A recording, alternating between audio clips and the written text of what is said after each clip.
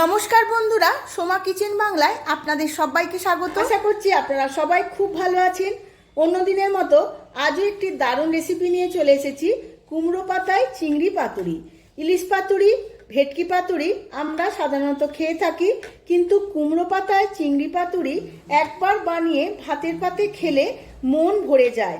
সর্ষে আর কুমড়ো পাতায় মিশে গিয়ে যে গন্ধ আর স্বাদ একবারে অনবদ্য, ভাবাই যায় না। এই রেসিপিটি আপনারা খুব সহজেই বানিয়ে নিতে পারবেন। তার জন্য ভিডিওটি প্রথম থেকে শেষ পর্যন্ত দেখতে হবে। আমার চ্যানেলের নতুন বন্ধু হলে আমার চ্যানেলটিকে সাবস্ক্রাইব করবেন আর পাশে থাকা বেল আইকনটি প্রেস করে রাখবেন, যাতে আমার সমস্ত রান্নার নোটিফিকেশান সবার আগে আপনাদের কাছে পৌঁছে যায়। আর ফেসবুক বন্ধুদের কাছে অনুরোধ পেজটিকে ফলো করার জন্য। চলুন দেখে নেওয়া যাক রেসিপিটি। কুমড়ো পাতায় চিংড়ি ভাপা করার জন্য আমি এখানে বাগদা চিংড়ি নিয়ে নিয়েছি বড় বড় সাইজের 6 পিস। চিংড়ি মাছগুলো বাঁধার জন্য কিছু কুমড়ো পাতা নিয়েছি, খুব ভালো করে পরিষ্কার করে ধুয়ে নিয়েছি। এবার চিংড়ি মাছগুলো বেছে নেব। তার জন্য আমি একটা কাঁচি নিয়ে নিয়েছি।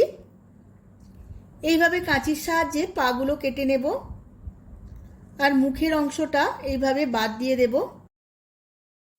এবার কাঁচি দিয়ে পিঠটা চিড়ে নেব। পিঠের মধ্যে যে সুতোর মতো অংশটা সেটা ফেলে দিতে হবে। এইভাবে আমি সমস্ত খোলাগুলো ছাড়িয়ে নেব। এবার মাথার উপরে এই হজমথলিটা ফেলে দিতে হবে।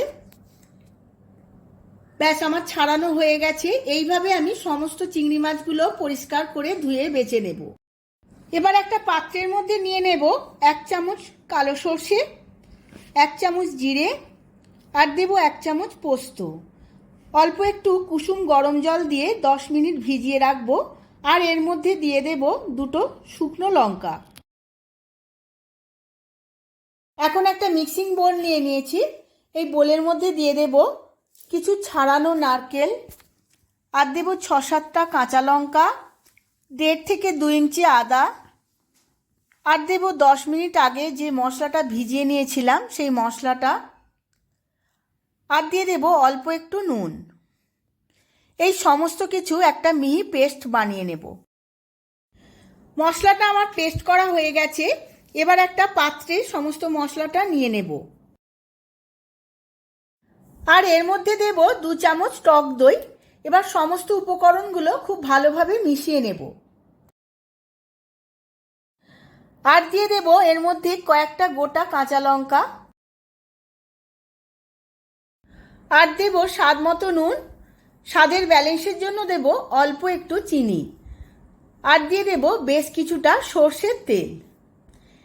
সর্ষের তেল দিয়ে সমস্ত উপকরণের সাথে খুব ভালোভাবে মিশিয়ে নেব।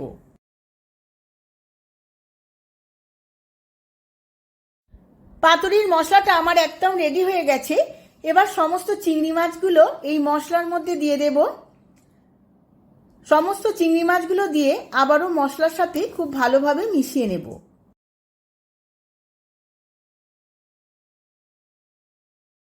চিংড়ি মাছগুলো দিয়ে খুব ভালো করে মিশিয়ে নিয়েছি। এইভাবে আমি আধ ঘন্টা রেস্টে রেখে দেব।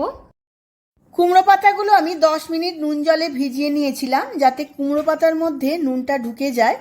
এবার আমি 2টো পাতা নিয়ে এইভাবে সাজিয়ে নিয়েছি। সোজা করে সাজাতে হবে। এবার ম্যারিনেট করা চিংড়ি মাছগুলো একটা করে এই কুমড়ো পাতার মধ্যে দিয়ে দেব। অল্প একটু গ্রেভিও দিয়ে দেব। এইভাবে মুড়িয়ে নিতে হবে, যাতে কোনোভাবে কোনো মশলা বা তেল বাইরে বেরিয়ে না আসে। এবার সুতো দিয়ে খুব ভালোভাবে বেঁধে নেব।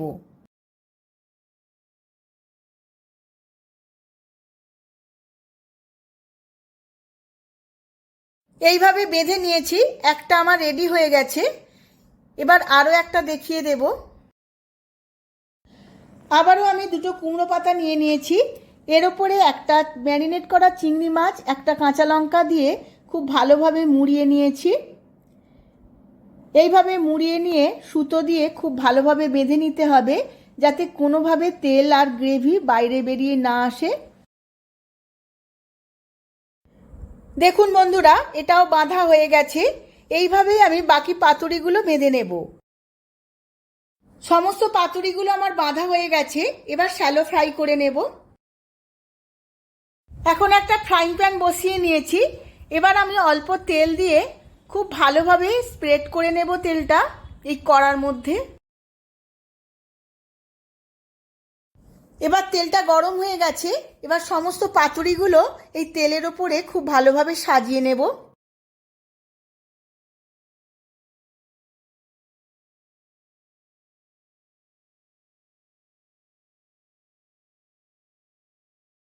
পাতুরিগুলো সাজিয়ে নিয়েছি কড়ার মধ্যে, এবার চাপা দিয়ে লো ফ্লেমে 5 মিনিট ভাজতে দেব।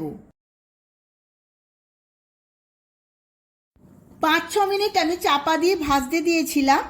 দেখুন বন্ধুরা কত জল বেরিয়েছে, এই জলটা আমার সম্পূর্ণ শুকনো করতে হবে।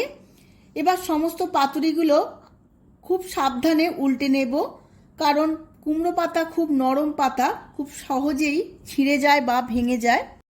সমস্ত পাতুরিগুলো আমি উল্টে নিয়েছি, আবারও আমি 10 থেকে 15 মিনিট হালকা করে ভেজে নেব। সমস্ত পাতুরিগুলো আমার রেডি হয়ে গেছে। দেখুন বন্ধুরা জলটাও শুকিয়ে গেছে। এবার খুব সাবধানে একটা একটা করে আমি নামিয়ে নেব। সমস্ত পাতুরিগুলো আমি সাজিয়ে নিয়েছি, একটা খুলে আমি দেখিয়ে দিচ্ছি। দেখুন বন্ধুরা কত সুন্দর লোভনীয় দেখতে হয়েছে, আর খেতে তো দুর্দান্ত হয়। আমরা অনেক রকম পাতুরি খেয়েছি, কিন্তু এই চিংড়ি মাছের লাউ পাতা দিয়ে বা কুমড়ো পাতা দিয়ে পাতুরি বানালে এত দুর্দান্ত স্বাদ হয়, আপনারা না খেলে বুঝতেই পারবেন না। এইভাবে আপনারাও বাড়িতে বানিয়ে ফেলুন, আর কেমন হয়েছে আমার কমেন্ট বক্সে কমেন্ট করে জানান।